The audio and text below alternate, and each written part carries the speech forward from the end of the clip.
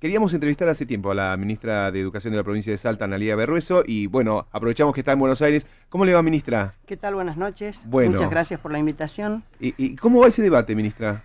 Hoy comenzó, son Sí. 4 días, sumo a esta presentación, son 4 días. En el día de hoy se presentaron 18 amicus curiae, que son los amigos del tribunal, y en el día de mañana continúa para finalizar la semana del 30 y 31. Esto se debe, inicialmente el horario, la fecha de la entrevista era el día 16, Sí. pero debido a la cantidad de gente que se inscribió como amicus curiae, extendieron desde el 16 y hasta el 31. Entre los días, el día de hoy, mañana y el 30, exponen en todos los casos los amigos del tribunal, y el 31 las partes, tanto las demandadas, como la provincia de Salta en este caso, y la Asociación de los Derechos Civiles. Claro. Y son audiencias informativas en un inicio. Exactamente, es una audiencia informativa. Bueno. Y tiene que ver, como decía la presentación, con cuál es la postura en relación a los que están a favor o en contra de la educación religiosa en la provincia. ¿Y cuál es la posición del gobierno salteño? Mira, lo que decíamos esta mañana, incluso lo que escuchamos esta mañana, está relacionado con la Constitución. La Constitución de la provincia de Salta tiene una modificación en el año 1986. Sí. Antes de esa reforma constitucional se dictaba educación religiosa catequística. O sea, había una presentación de un docente, en la mayoría de los casos catequistas, que daban educación religiosa confesional y católica. Sí. Después de la reforma del 86, la Constitución incorpora en el artículo 49 la educación religiosa como parte de la currícula, y por otro lado, en el año 2008 se elabora la Ley de Educación Provincial, y allí también en el artículo 27 de la ley se la incorpora. ¿Qué dice ese artículo? Expresa concretamente algo expresado ya en el Pacto de San José de Costa Rica, que es que se dicte en el horario escolar. ¿Y por qué nosotros insistimos y estamos totalmente convencidos de que la educación religiosa se puede dar en el horario escolar, a pesar de lo que escuchamos hoy? Sí. Porque la educación religiosa que se dicta no es confesional.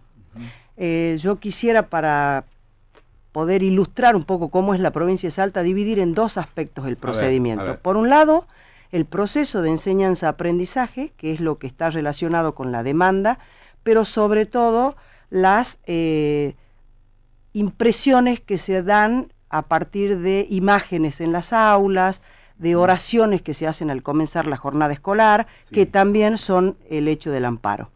En el año 2009, cuando se presentó el amparo, había 12 alumnos de distintas escuelas, 2 de capital y 1 del interior, que hicieron referencia a que no estaban de acuerdo con la educación religiosa.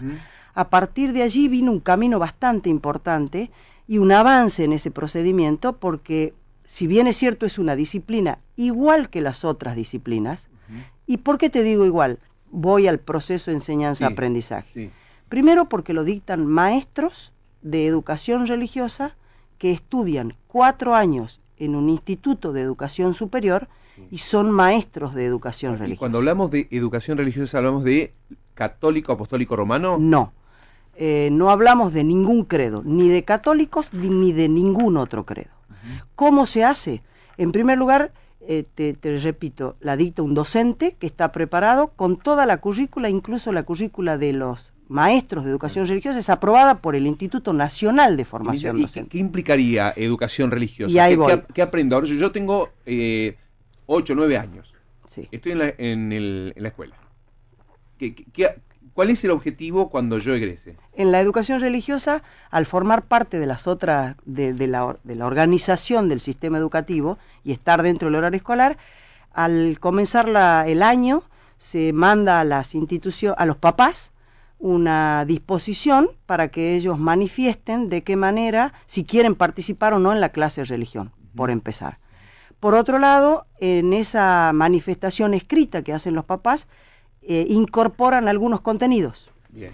Y el objetivo de esos contenidos es armar un núcleo de aprendizajes para que los chicos puedan, junto a su docente, armar el programa. Por lo tanto es institucional y por cada uno de los grados, de acuerdo a el pedido de los papás. Daniel. Ministra, el laicismo caracterizó el sistema educativo público argentino durante mucho tiempo y es uno de los sinónimos de igualdad que tiene la escuela argentina. Yo le pregunto, ¿por qué ustedes insisten en Salta con educación religiosa cuando hoy en día aún la escuela o la educación pública tiene muchas deudas con la sociedad en cuanto a calidad educativa? ¿Por qué perder horario o perder formación docente en enseñar educación religiosa cuando hay otras prioridades? Porque nosotros entendemos que dar educación religiosa no es perder el horario, porque forma parte de la cultura, de la integralidad del conocimiento y tiene que ver con competencias específicas. Te doy un ejemplo muy cortito. Cuando visité un aula, antes de venir justamente a exponer, quería tener la temperatura general de la escuela.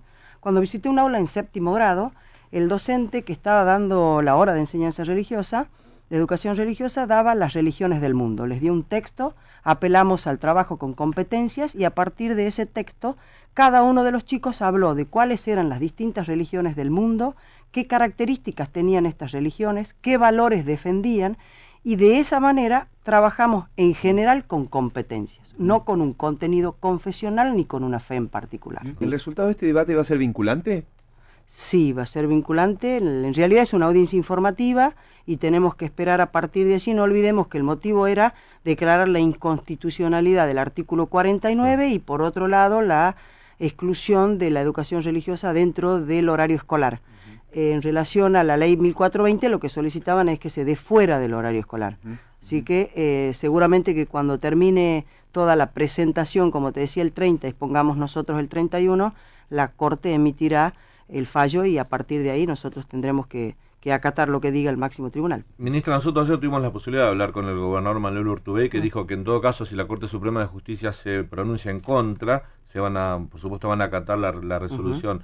Pero la Corte Suprema de Justicia tiene tiene que laudar sobre otra cuestión, que es la denuncia que hace la Asociación por los Derechos Civiles, que es por discriminación a los alumnos y discriminación a algunos docentes, que por el hecho de no ser católico tienen menos posibilidad de acceder a un cargo laboral. En realidad eso es una falacia total. El tema de los docentes que no son católicos no tiene nada que ver en su designación. Nosotros tenemos docentes de educación religiosa que son católicos y docentes de educación religiosa de credos evangélicos, porque hay dos institutos de formación que forman también desde el punto de vista evangélico, pero vuelvo a repetir, con una matrícula.